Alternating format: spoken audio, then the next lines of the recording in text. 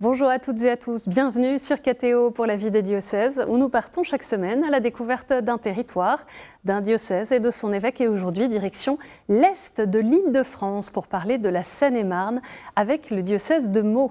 Dans cette édition, on retrouvera 2 paroisses du diocèse pour voir comment se déroulent les consultations pour le concile provincial sur les catéchumènes et les néophytes. Et on découvrira le rayonnement de Maurice Rondeau, René Boittier et René Rouzet. Originaires de Seine-et-Marne, ces 3 bienheureux martyrs du nazisme ont été béatifiés en décembre dernier à la cathédrale Notre-Dame de Paris. Plus vaste département d'Île-de-France, la Seine-et-Marne est une zone périurbaine dynamique portée par l'attractivité de Paris.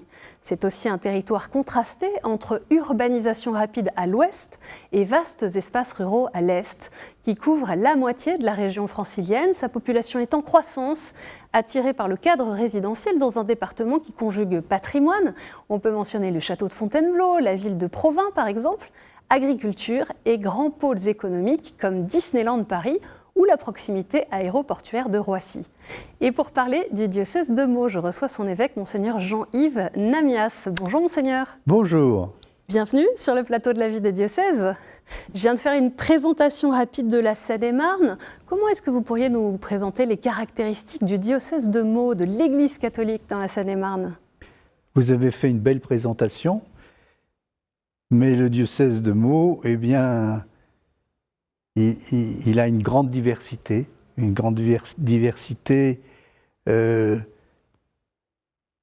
dans l'ouest du diocèse et puis dans la dimension rurale. C'est un diocèse avec une longue histoire, une très très longue histoire. Nous y reviendrons sans doute. Et c'est un diocèse où je suis très attaché à ce diocèse. Voilà. Quelques dates pour mieux connaître votre parcours, Monseigneur Jean-Yves Namias. Vous êtes donc évêque du diocèse de Meaux depuis 2012. Vous êtes né dans le Val-de-Marne en 1957 à Saint-Mandé, ordonné prêtre en 1989 pour le diocèse de Paris. Vous avez notamment, parmi toutes vos missions, été supérieur du séminaire diocésain de Paris de 1996 à 2001 et évêque auxiliaire de Paris de 2006 à 2012. Vous avez choisi comme devise épiscopale que tous soient un afin que le monde croie. Elle vient donc de l'évangile de Saint Jean au chapitre 17. Cette devise de l'unité, Monseigneur Jean-Yves Namias, comment est-ce qu'elle résonne particulièrement aujourd'hui dans un diocèse aussi divers que le vôtre ? Je suis très attaché à cette unité au service de l'évangélisation. Et c'est ce que j'essaye de faire dans ce diocèse que j'aime beaucoup, qui est le diocèse de Meaux. Vous êtes évêque de Meaux depuis plus de 10 ans maintenant. Quel regard est-ce que vous portez sur l'évolution du diocèse depuis votre arrivée ? C'est un diocèse immense, un diocèse qui a cette vitalité, cette diversité de l'Ouest et du rural. Et donc c'est une belle mission que de veiller à l'unité pour l'évangélisation, pour la mission. Et je pense que cette dimension, elle est très intégrée maintenant dans le diocèse. C'est que tout ce que nous faisons, c'est pour annoncer l'Évangile. Qu'est-ce qui a changé depuis votre arrivée en 2012 ? Si je prends le diocèse de Meaux et la Seine-et-Marne, beaucoup de gens viennent du monde entier et en particulier de Paris, de l'Île-de-France. Et beaucoup de gens, cette annonce de l'Évangile, ils l'intègrent. Fait partie des grandes évolutions. On va voir ensemble comment les paroisses du diocèse de Meaux vivent l'afflux des demandes de baptême chez les jeunes et chez les adultes.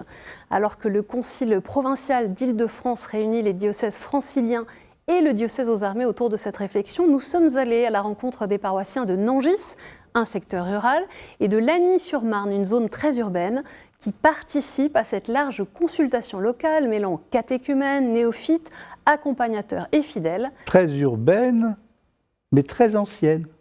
On va voir ça ensemble grâce à ce reportage de Guillaume Cross. À Lagny-sur-Marne, Marie-Thérèse Butin s'apprête à rejoindre un groupe qui a participé aux consultations du Concile provincial. Les échanges ont rassemblé entre 50 et 80 participants. Le dernier était le 9 avril. La première soirée était consacrée à l'accueil. Le thème était donc accueillir. Comment accueillir toutes ces nouvelles personnes qui frappent à la porte de l'Église. Et ce soir, il s'agit de se poser la question de la transformation. Comment vivre ça dans nos paroisses? Comment se laisser transformer par ces personnes nouvelles? Et qu'est-ce qu'elles nous apportent au sein de la paroisse? Vous allez voir, nous avons une très belle Église. Lors de ces discussions, néophytes, catéchumènes, prêtres et paroissiens étaient conviés au débat. Ils se réunissent aujourd'hui pour revenir sur les questions soulevées pendant les consultations. Ce qu'on attend de ces réunions, c'est de faire passer notre message, de pouvoir évoquer nos difficultés qu'on a eues pour rentrer dans l'Église, intégrer l'Église et pouvoir faciliter le chemin au prochain. Ici, on a quand même une paroisse qui est assez dynamique, qui propose beaucoup d'activités. Donc c'est vrai qu'on a cette chance. Durant les consultations, les participants utilisent la technique de la conversation dans l'esprit, qui permet à chacun de parler dans un temps imparti. Francis était facilitateur. Il permettait à chacun de s'exprimer en toute liberté. Le but final de toute cette démarche étant d'essayer de faire remonter quelque chose qui, non pas synthétise ce qui a été partagé, mais qui donne un consensus au niveau des participants. C'est la nécessité de mettre en place un dispositif d'accompagnement des néophytes, mais il n'y a pas vraiment de structure organisée pour cela, et la demande est telle qu'il faut faire quelque chose. Voilà. Au sud du diocèse, dans la paroisse de Nangis, les rencontres constituent un autre défi. Marc Doucineau tente de rassembler les paroissiens malgré les distances à parcourir. Voilà, nous ici en rural, on n'a pas les mêmes latitudes que ce qu'il peut y avoir plus proche des villes. Il y a 10-15 clochers par secteur et les gens ne viennent pas toujours pour venir faire les consultations. Et donc il faut bien prendre ça en compte dans ce qui sera ressorti après. William, fraîchement baptisé à Pâques, connaît bien l'importance de ce concile. J'ai eu vraiment cette impression d'être bien accueilli, accompagné par des personnes qui ont su nous encadrer, qu'on puisse tous, à travers cette arrivée de catéchumènes qui pour nous est une grâce, vraiment pouvoir les accueillir de la meilleure manière possible. Et vraiment, ça c'est très important. La phase de délibération va commencer pour établir des propositions à l'évêque à partir du 31 mai. On a vu quelques morceaux, quelques bribes de ces consultations locales. Qu'est-ce qui remonte des paroisses du diocèse de Meaux sur ce sujet, des catéchumènes, des néophytes? Heureux sommes-nous d'avoir ce beau dynamisme. Alors, on le voit aussi à Nangis, et on voit bien que Nangis, eh bien, ils ont de la niaque, ils ont de la volonté de bien accueillir. Et donc, je pense qu'en Seine-et-Marne, nous avons la chance, la joie, et bien que partout, l'Évangile et les néophytes sont accueillis avec grande joie. Qu'est-ce qui vous marque dans le profil de tous ceux qui frappent à la porte de l'Église ces dernières années et on voit leur nombre en explosion, en augmentation? Il y a quelques années, les confirmations d'adultes à la cathédrale Saint-Étienne de Meaux, ils étaient 80 et on était contents. Et là, on va faire 4 éditions parce que notre cathédrale, elle est peut-être grande, mais elle n'est pas assez grande. Elle est trop petite maintenant. Elle est trop petite. Et peut-être que l'année prochaine, il faudra faire 4. Le concile provincial a été solennellement ouvert le 31 mai dernier, la fête de la Sainte Trinité. Qu'est-ce que vous espérez de ce concile qui rassemble tous les diocèses franciliens et le diocèse aux armées? Ce que j'en espère, c'est beaucoup de dynamisme. Il faut accueillir ces catéchumènes et ces néophytes. Partout sur mon diocèse, on dit le catéchuménat explose. Je ne sais pas si le terme est bon, mais ça essaye d'exprimer qu'il y a une augmentation très, très, très, très grande, très, très forte. Et puis, eh bien, on a ce concile qui nous unit tous et cette volonté d'écouter, de les accueillir avec bienveillance, avec pertinence. Et donc nous verrons bien. On le disait tout à l'heure, le diocèse accueille beaucoup de nouvelles populations, dont des familles qui quittent Paris. Et il y a de grands projets de construction d'églises. Je pense à la nouvelle église Sainte-Bathilde à Chelles, et puis aussi à Céris, le Val d'Europe, qui est le quartier autour de Marne-la-Vallée, de Disneyland Paris. La première pierre de la future église Saint-Colomban qui vient d'être posée après l'inauguration de l'établissement scolaire Saint-Colomban. Qu'est-ce que ça dit de la vitalité de l'église en Seine-et-Marne aujourd'hui, tous ces projets ? Ces projets, c'est des projets, ces bâtiments, c'est des projets pastoraux. Et chacun des lieux, il y a une communauté très dynamique qui vient et qui nous demande eh bien, de les accueillir, de les dynamiser. Ce sont à chaque fois des projets pastoraux et des projets d'espérance.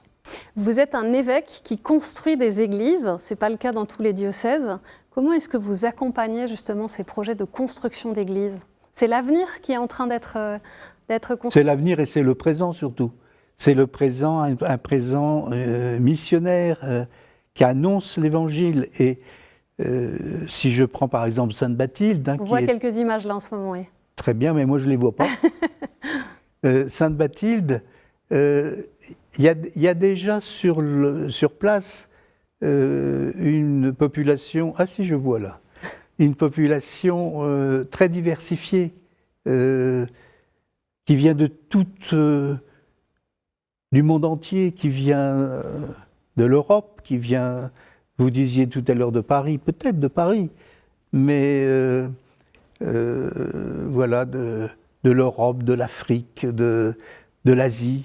Peut-être un mot sur ce coin qu'on appelle le Val d'Europe, donc une zone particulièrement dynamique, je le disais autour de Disneyland notamment, avec l'école, le centre culturel et l'église. Vous cherchez à créer un véritable pôle missionnaire ? Il y a déjà un pôle missionnaire, et tant mieux que ce pôle missionnaire, il est maintenant un outil pastoral pour répondre à toutes ces personnes qui arrivent pour y habiter et qui y arrivent aussi par Disneyland et puis la Vallée Village, tout ce dynamisme touristique. Et à nous de transformer ces touristes en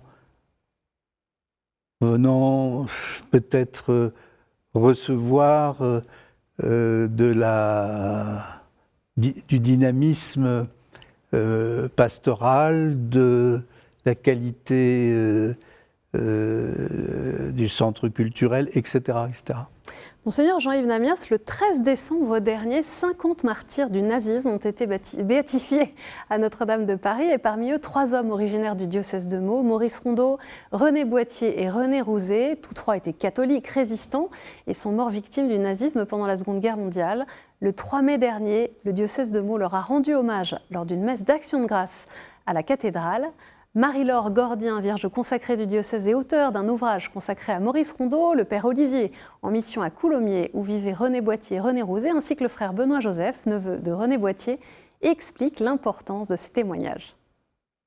Si nous sommes rassemblés aujourd'hui, c'est pour rendre grâce de cette béatification tous ensemble, parce que tous les diocésains n'ont pas pu aller à Notre-Dame de Paris ce jour-là, et donc il est important pour eux qu'ils s'approprient ces très belles figures de sainteté pour notre diocèse. Maurice Rondeau est vraiment un prêtre pour les jeunes. Il aimait les jeunes l'aimaient, et il peut montrer aux jeunes combien la vie donnée au Christ est porteuse de foi, d'espérance et d'amour. Au cours de cette célébration, cet après-midi, nous allons porter solennellement ces reliques en procession pour les installer dans la nouvelle chapelle des Bienheureux, dans la cathédrale de Meaux. Donc c'est une grande joie pour nous de vivre ce moment très fort. Du coup, c'était très fort pour nos paroisses de voir que les bienheureux, les saints, c'est pas seulement les siècles passés, ils sont de chez nous, comme disent les gens dans les paroisses. De dire que dans n'importe quelle circonstance, même les pires comme ce qu'il a vécu, on peut annoncer le Christ, on peut prendre soin des autres. Je suis neveu de René Boittier.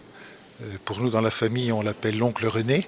Il a été entouré par une quinzaine d'autres jeunes scouts de son âge et c'est eux qui l'ont amené à avoir cet amour du scoutisme et à cause de ça, malheureusement, être arrêté et déporté à Buchenwald. En avril 1945, il a été avec 5000 hommes dans le convoi de la mort qui va de Buchenwald à Dachau. Ses collègues disent « Nous avons nos martyrs ». Et il donne son nom parmi les quelques autres scouts qui sont décédés dans les jours avant la libération des camps. La joie chrétienne, c'est la grave allégresse. Pour eux, pour ces 3 martyrs du diocèse de Meaux et pour leurs 48 autres. La joie chrétienne, c'est la grave allégresse. Monseigneur Jean-Yves Namias, qu'est-ce que vous avez ressenti lors de cette célébration d'Action de grâce à Meaux, quelques mois après leur béatification ? C'était un moment très émouvant, émouvant pour moi bien sûr, mais émouvant je pense pour tous ceux qui y ont participé, et en particulier, nous n'avions pas anticipé, mais il y avait beaucoup de porte-drapeaux, et ça a été le recueillement de chacun devant la dépouille de Maurice Rondeau. Parce qu'il y avait des reliques, il y a des reliques de Maurice Rondeau. Oui, parce que il a été donc à Cham et il a été transféré. On voit quelques porte-drapeaux. À Cham, il a reçu les derniers sacrements, et puis il a été envoyé dans le caveau des prêtres de Meaux. Et donc moi je me disais peut-être qu'un jour il sera béatifié. C'est ce qui est arrivé, et donc nous avions mis son cercueil en bonne place. Et puis voilà, il est aujourd'hui béatifié. Ces reliques sont envoyées à droite et à gauche, là où il y a des demandes.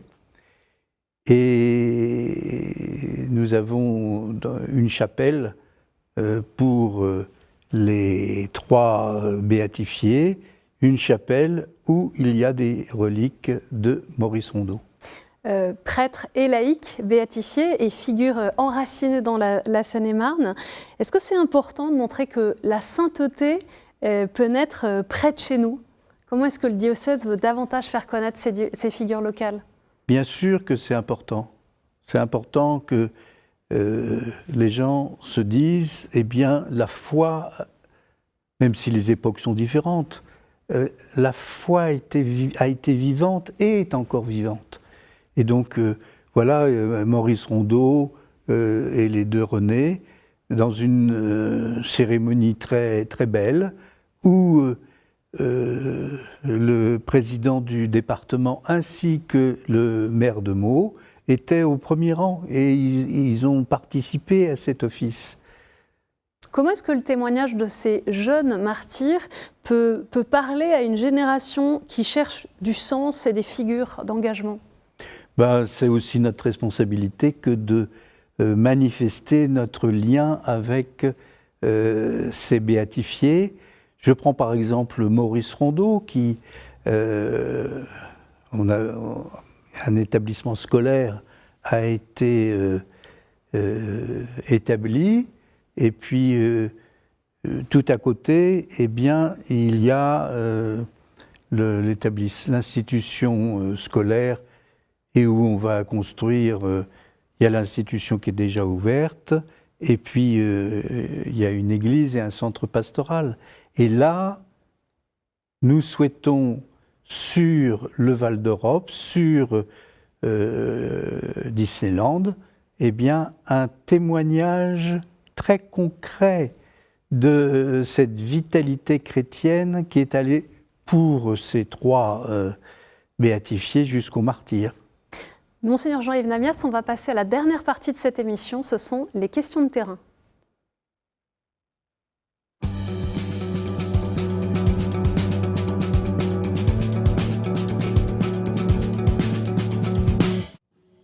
3 questions courtes, 3 réponses courtes. La première question, elle vient de Ségolène, de la paroisse de Chelles. Bonjour Monseigneur. Ma question est, face à la crise écologique, le pape François appelle dans Laudato Si à penser l'écologie intégrale impliquant la préservation des écosystèmes humains et non humains. Dans cette perspective, qu'est-ce qui pourrait être mis en place à un niveau collectif au sein des paroisses? Merci de cette question, mais cette mobilisation pour l'écologie, elle est légitime pour nous tous. Et donc, c'est très important que nous puissions être dynamiques là-dessus. Nous engager pour l'écologie intégrale. On a une autre question de Freddy, qui est responsable de l'animation liturgique à Chelles. Bonjour Monseigneur, et j'aimerais savoir qu'est-ce que nous pourrions faire pour la nouvelle génération qui arrive en termes d'animation liturgique. Comme vous le savez, c'est très difficile des fois d'avoir non seulement des musiciens mais aussi des animateurs. Et j'aimerais savoir tout simplement s'il y aurait peut-être une formation ou quelque chose qui permette facilement l'accès à trouver plus rapidement des animateurs ou des animations. Sur Chelles, nous allons avoir une nouvelle église. Elle n'est pas encore terminée, elle va bientôt être terminée. Eh bien, c'est dans cette grande église qu'ils aient ce dynamisme de la transmission de la foi. Nous sommes missionnaires. Et donc, forcément, cette animation des messes, elle doit renvoyer chacun à annoncer l'Évangile. Voilà, c'est ce que j'espère pour eux. Et puis, j'irai les soutenir. Et on termine avec une question de Laura. Elle s'occupe des réseaux sociaux pour cette même paroisse de Chelles. Bonjour Monseigneur, l'année dernière c'était le jubilé des jeunes et donc j'ai une question sur ce thème. Qu'est-ce qui vous donne de l'espérance pour l'avenir de l'Église avec les jeunes d'aujourd'hui? Merci beaucoup. Évidemment qu'on a de l'espérance en regardant tous ces jeunes qui nous vitalisent. Bien sûr, ils sont exigeants, mais surtout, ne taisez pas votre espérance. Voilà ce que je dirais aux jeunes. Monseigneur Jean-Yves Namias, pour finir, si vous aviez un message à adresser aujourd'hui aux catholiques de Seine-et-Marne, mais aussi tout simplement à ceux qui cherchent un sens à leur vie, qui habitent la Seine-et-Marne, quel serait votre message? Que tous soient un afin que le monde croie. Cet appel à l'unité? À l'unité dans notre diversité, et puis à témoigner afin que le monde croie. C'est-à-dire à pas simplement vivre sa vie chrétienne, mais à vivre sa vie chrétienne pour faire des disciples. Puis je disais pour ceux qui cherchent aussi un sens à leur vie, parce qu'il y en a en fait beaucoup encore qui ne connaissent pas le Christ, qui ne connaissent pas le message de l'Évangile. Mais c'est notre responsabilité. C'est notre responsabilité que de témoigner du Christ, lui qui est l'espérance des hommes. Merci beaucoup, Monseigneur Jean-Yves Namias, d'être venu sur le plateau de la vie des diocèses. Pour en savoir plus sur le diocèse de Meaux, rendez-vous sur le site internet www.cato77.fr. Cette émission est bien sûr à revoir sur kto-tv.com et à réécouter sur les plateformes de podcast et sur l'application KTO Radio. Merci pour votre fidélité. Je vous donne rendez-vous la semaine prochaine.